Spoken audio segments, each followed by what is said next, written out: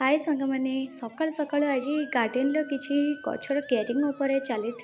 कम कहीं प्रत्येक गच एकिनका शीत दिन में ग्रोथ अधिक आसूची तो से ग्रोथ समय जेहेतु यही मसटा से गचर केयरिंग नवा निहाती जरूरी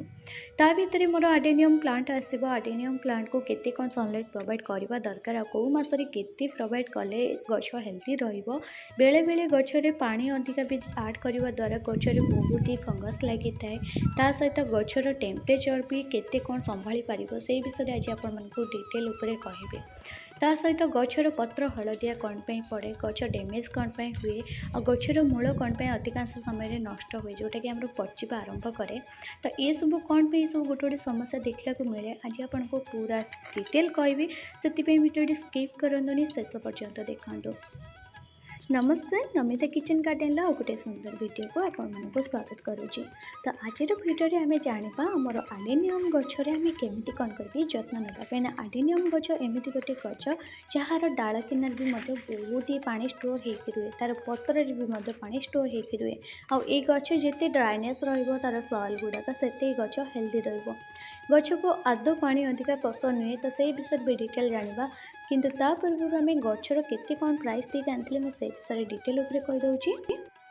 ये आडेनियम गचटा बहुत ही कमजोरी थिला और यार विशेष सेमती ग्रोथ भी नाला जितेबाला मुझे किणिक आनी तो यार प्राइस पड़ता मात्र 60 टंका तो यहाँ मुझे ऑफलाइन ही आनी ऑनलाइन भी यार बहुत ही वेराइट क्वालिटी आप फ्लावरिंग पाइपर आते कि विशेष सेमती खत जुगे ना केवल नॉर्मल गार्डन सॉइल लगे गच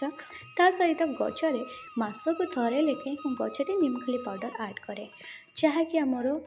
आउटडोर हो कि इनडोर प्लांट पर निहाती जरूरी ये सब गचर फ्लावरिंग आसवाई साहाय्य करें सहित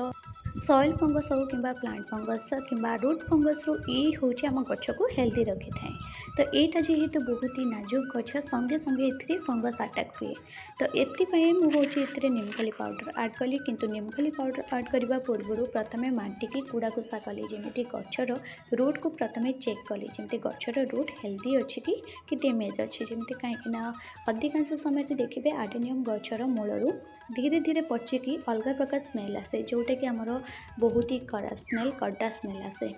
जहाँकि पचिगले ही आमर गचटा नष्ट हेले ही सेटा होची आसी थाए स्मेलटा किंतु गचर यार ब्रांच जोटा कि आम शाखा गुड़ाक बाहर डाल केना से भी आप कटिंग करके बहुत ही इजिली लगे पारे। एबे जानिबा आमर आडेनियम गच को कौ मसरे केते खरा दबा दरकार खरा दिन में एक हल्का सनलाइट प्रोवाइड करेंगे जमी सकाल गोटे रू 1.5 घंटा भितर खरा पाऊब सनलाइट हल्का पाऊब तापर वर्षा दिन में एक आदौ खरा को नकाले भी चलो किंतु वर्षा दायरू रक्षा करने निहाती जरूरी कारण वर्षा हल्का जदि भी माड़ है ना वर्षा अधिक फंगस करके लगी था गचरे वर्षा जदि वर्षा पानी पाइला तापर हूँ शीत दिन में आप 5 ରୁ 6 घंटा कि 7 घंटा भाई को सनलाइट प्रोवाइड करें।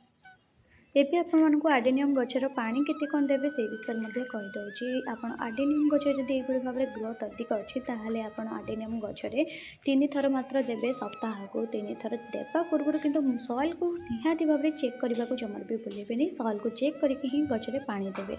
जदि आपंकर आडेनियम गच बहुत ही छोट अच्छी ताहले आपंकर छोट प्लांट रे आप सप्ताह को थरे ऐड करेंगे जिते आप माटी को ड्राई रखिए से आपंकर गच हेल्दी रहिबो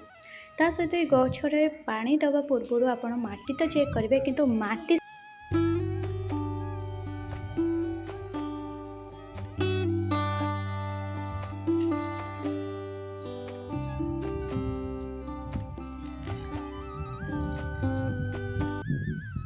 ता सहित आपण को आडेनियम गचरे आप सीजन अनुसार पानी कम अधिक क्वांटिटी रखिए जमी खरा दिन में आडेनियम गच को पानी क्वांटिटी टी अधिका देवे आ शीत दिन में पानी क्वांटिटी टी कम रखिए जमी माटी तो ड्राइनेस है जाइदेवे